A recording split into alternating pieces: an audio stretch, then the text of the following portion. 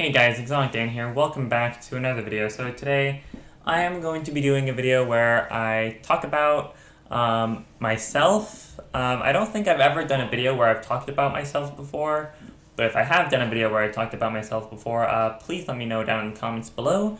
And yeah, so basically what I'm going to be talking about today is what my life is like living like. So I'm basically going to be talking about what my life is like living with ASD. And what my life is like, and I guess we'll also talk about what my life is like living with anxiety as well. So yeah, without further ado, let's jump right into the video. But before we hop into the video, I just want to let you guys know a couple things. So first thing that I want to talk to you guys about is basically this video this video may be a little bit long, just so you guys know that. Because I will basically be splitting this video into two parts. So one part of the video will basically be me explaining what my life is like living with ASD, and the other part of this video will basically be me explaining what my life is like living with anxiety. So, yeah, we'll hop right into the video right now.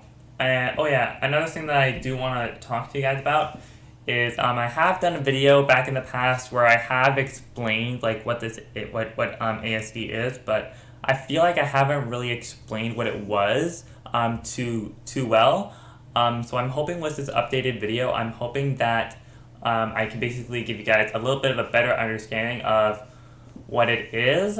And yeah, so basically I guess we'll hop right into the video now. So I know that the first question that you guys are probably going to be asking me is, what is ASD? So I have done a video basically explaining what ASD is. That video is titled, What is Autism? So if you guys really want to see that video, I would highly suggest watching that video if you guys want to get a better understanding of what it is.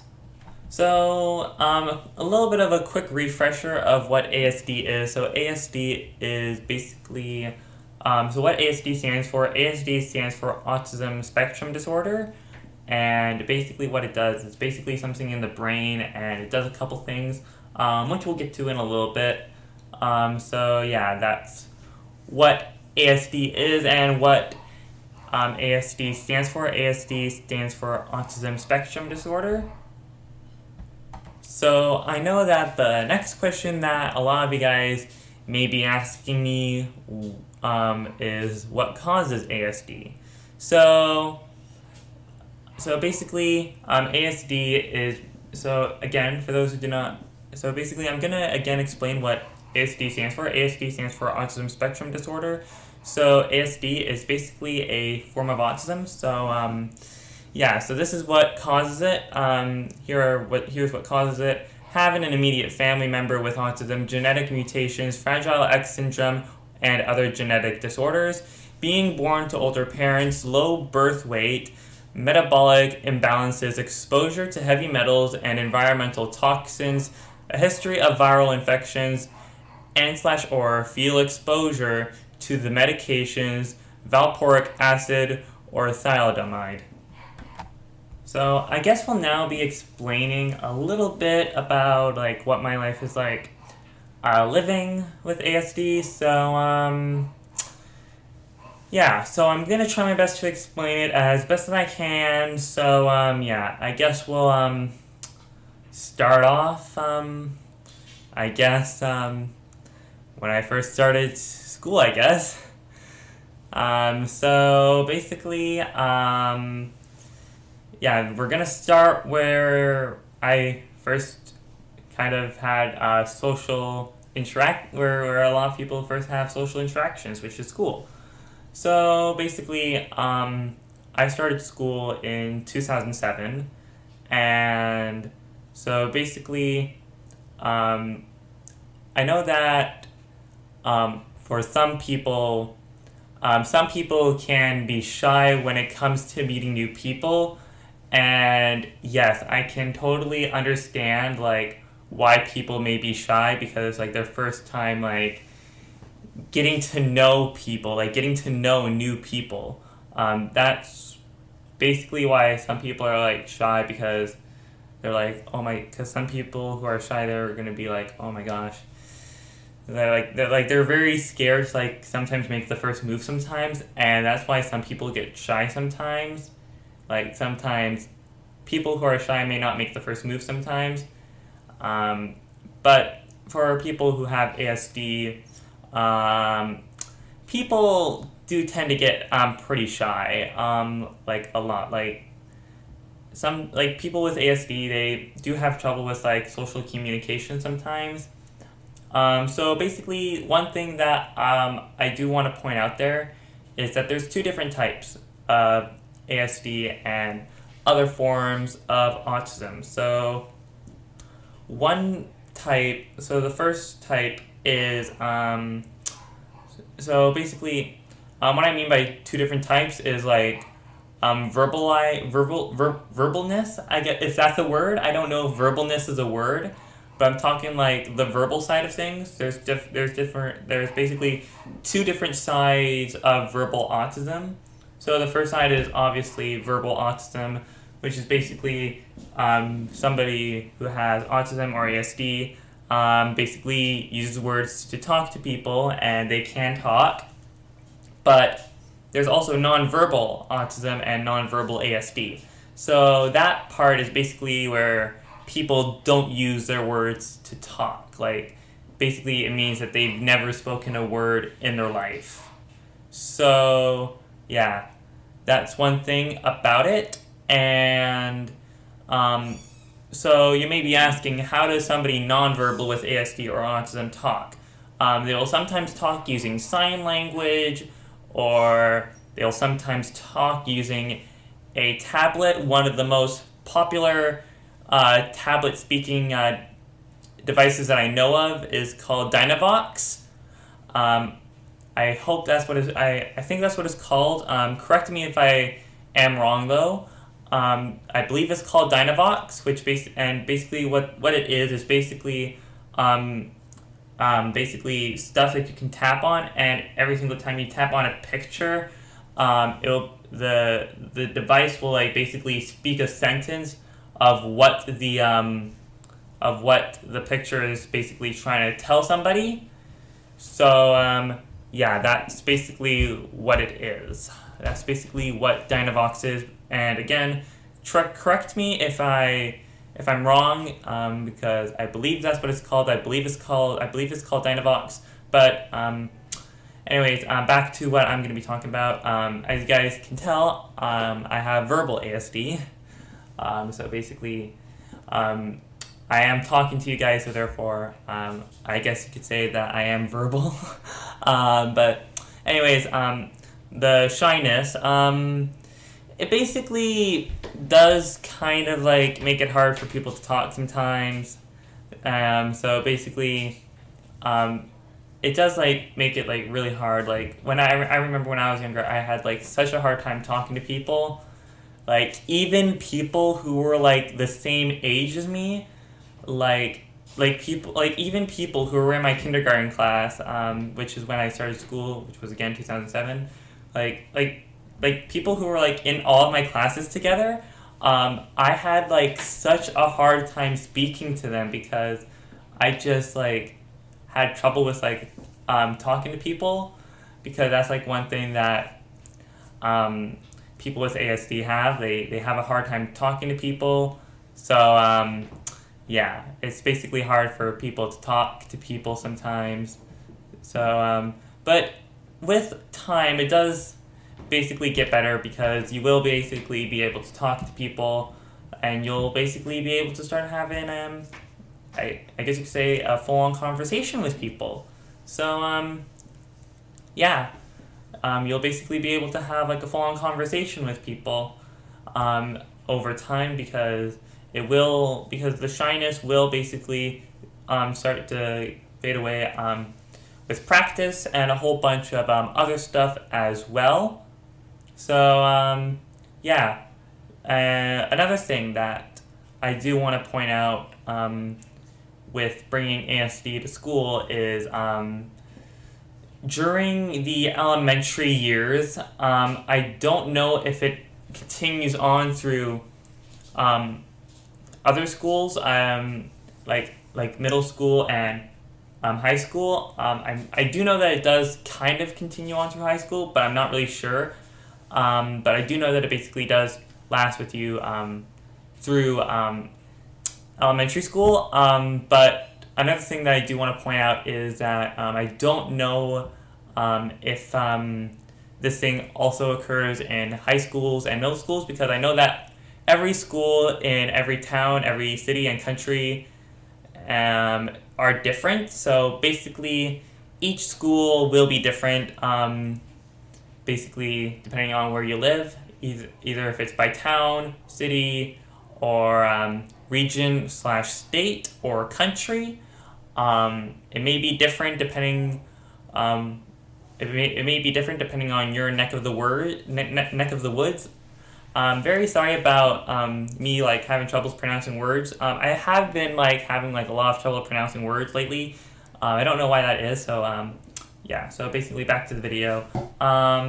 So basically, one thing. The next thing that I wanted to talk about is EA or EAD. I know that they have different names depending on where people live. So I know that a lot of you guys may be asking what an EA or EAD is. So basically, it's an educational assistant. So basically, this is basically somebody who helps people with disabilities and ASD and a whole bunch of other things as well. Basically, those types of people, they basically help those types of students out with a whole bunch of stuff, and that's basically what they do. They basically help students with their schoolwork and a whole bunch of other stuff as well.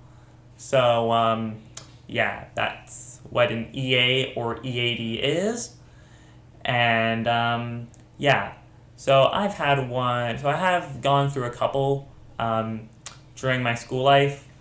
I had one that stuck with me from kindergarten to grade 5, and then I had another one who stuck with me from grade 6 to grade 7, and then I had one that lasted from grade 8, and then I had one that lasted for me for a little bit of grade 8, and then I had one that lasted from grade 8 to grade 10, and yeah, so yeah, so basically, that's basically a little bit about it. I don't know, if this thing continues on, because I do know that, again, each school is different, depending on your neck of the woods, and, yeah, so schools may be different.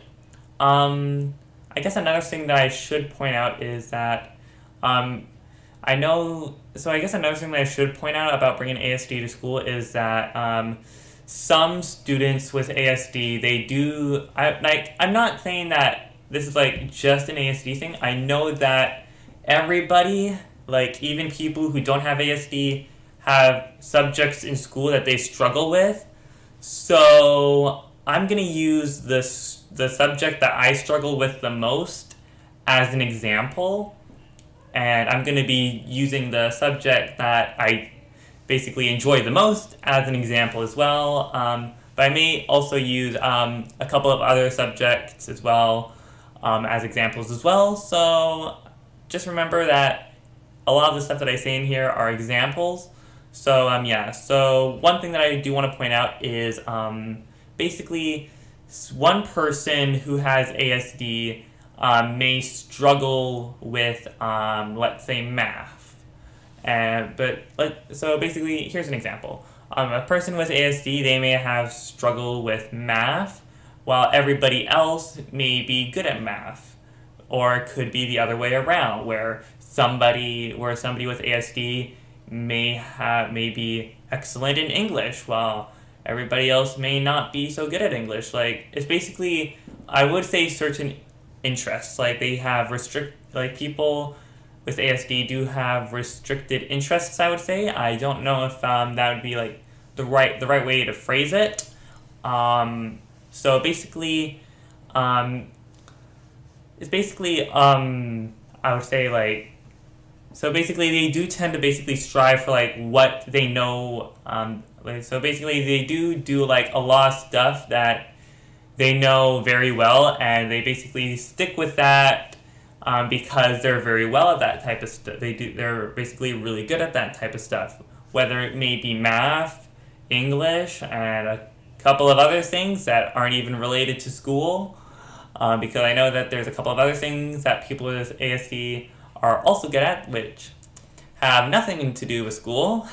Some of these things may be like stuff like video games, which is what I do on this channel right here, video games. And there may be people who are also really good at live streaming, which I don't think I've ever done before. And a couple of other stuff as well. There's like the list continues to go on and on and on. If I read every single example on that list, we would be here all day, and this video would go on for way too long. So another thing that I do want to like point out is literalness, if that's a word. So basically, literalness is how I would like to call it, taking words and phrases literally. This also falls into the same category of sarcasm and I guess you could say play on words as well. So basically, literalness is basically taking words and sentences literally. So one example I'll use is it's basically one of my favorite examples. So basically, one example I'll use is, do you need a hand? So basically, for those who have no idea what do you need a hand means, do you need a hand basically means, do you need help?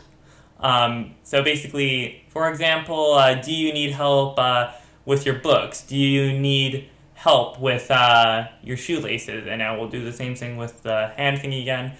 Do you need a hand with your books? Do you need a hand with your shoelaces? Those are some examples. So basically, the literalness part of that is basically, so one example would be, so basically, I'm going to use this as an example. If you say, do you need a hand to somebody with ASD, they might take it literally and think that you're asking them if they need like an actual human hand. Like that's basically like the literalness part of it.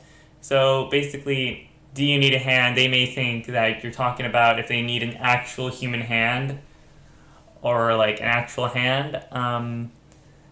But in reality, what it means is that it means if you need help. So yeah, and another example that I will put in there would be basically another example that I'm going to use is how goes the battle. They may think that there's an actual battle going on, but what it means is that it basically means like how goes your day, or how goes the life of, or how goes your life, basically how is the life of so and so today, or how goes it. So basically that's some examples. Another thing that I do want to point out is the confusion between ADHD and ASD. So I know that a lot of people think that ADHD is like a symptom of ASD, but let me clarify something. It's not it isn't really confirmed if it is like a symptom of ASD. ADHD and ASD are completely different things, but there are chances where people who have ASD also have ADHD, and there's also people who have ASD who also have other stuff like OCD and anxiety, which we'll get to in a little bit. So that's one side. So that's basically all that I can think of for the ASD part of the video. I guess the next part that we'll jump into is the anxiety part of the video.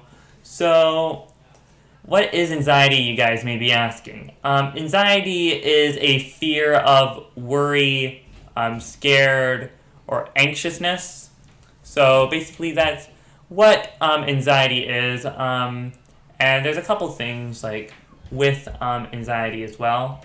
So some things that I will say, some symptoms of anxiety are stuff like increased heart rate and rapid breathing, and also trouble concentrating.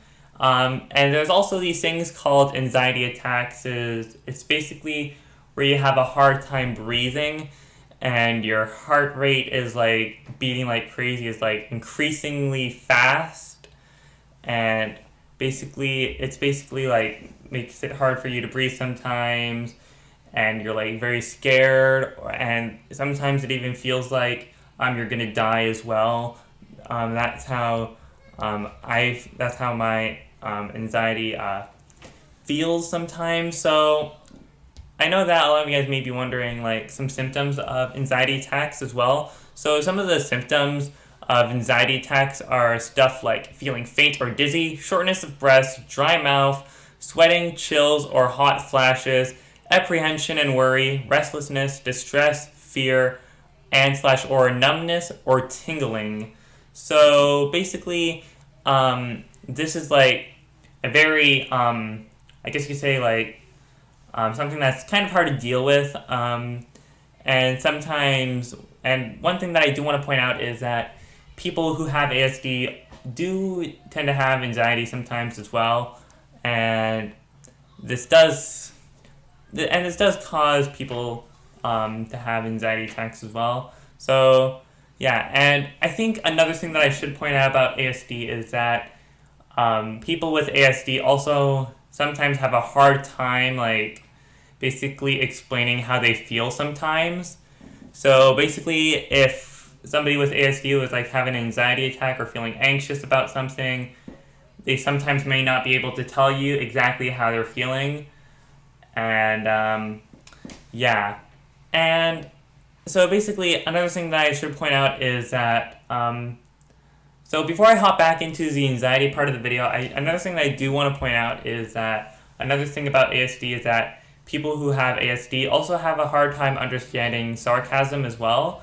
Like I have like I do have like I am able to understand like some parts of sarcasm. Like if it's speaking like verbally, like if sarcasm is speaking verbally, I can understand that. But if sarcasm is like being like spoken through like text and stuff, then that's where it gets complicated, and I'm just not able to understand like sarcasm if it's like spoken like through text. Because I find that like the hardest part. Like if sarcasm is spoken like verbally, like if you're using sarcasm like with your voice, I am able to understand that because I'm able to understand some of it. But some people with ASD do have troubles understanding sarcasm, because again that's part of the literalness of autism and ASD. So yeah, I know that another question that you guys may be asking me is does some of the stuff involving with ASD can cause anxiety? So basically some of the stuff that sometimes people with ASD have trouble like getting used to new things, and I'm sure that a lot of people who don't have ASD also have troubles getting used to new things as well. So basically, it can be hard for people to like get used to new things and new changes and a whole bunch of other stuff. So yeah, so basically, it can cause anxiety, like getting used to like the new changes, in my opinion. So yeah, it can. So some of the symptoms like involving with ASD can kind of like wrap into it, I guess you could say. So yeah, but I think with all of that being said, I think this is where I'm gonna end off the video. If you guys happen to enjoy this video, please make sure to hit that like button, and also don't forget to subscribe because I do videos every single day. And also don't forget to ring that notification bell so you never miss a single video that I upload. And also don't forget to subscribe and ring the notification bell on my second channel. My second channel will be the third link in the description below. And if you guys like to send me fan art, you guys can send me fan art on my Instagram. My Instagram will be the second link in the description below. And if you guys would like to follow, and if you guys would like to join my Roblox fan group will be the first link in the description below. And if you guys would like to follow me on TikTok, and if you guys like to follow me on Twitter, my Twitter will be the fourth link in the description below. And if you guys like to follow me on Reddit, my Reddit will be the fifth link in the description below. And if you guys like to follow me on TikTok, my TikTok will be the sixth link in the description below. And until then, I will see you guys in the next one. Goodbye!